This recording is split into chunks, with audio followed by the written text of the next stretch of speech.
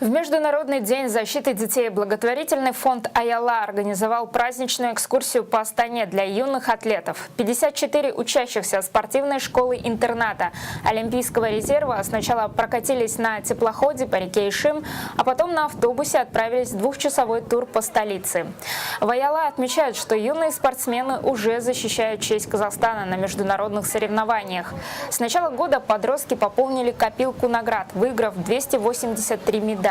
Это 105 золотых, 81 серебряных и 97 бронзовых наград. От благотворительного фонда «Аяла» хочу выразить огромную благодарность акимату Астаны, который буквально оперативно и так приятно организовал теплоход бесплатный детям, катание на теплоходе, компании «Визит Астана», которая сейчас ждет нас на красивом красном автобусе двухэтажном. Будут дети кататься по городу 2 часа.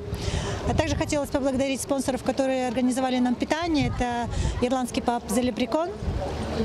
Помимо прекрасных вкусных бургеров, у нас будут от компании Global Torque холодный чай к сегодняшнему первому летнему дню. Так что праздник удался.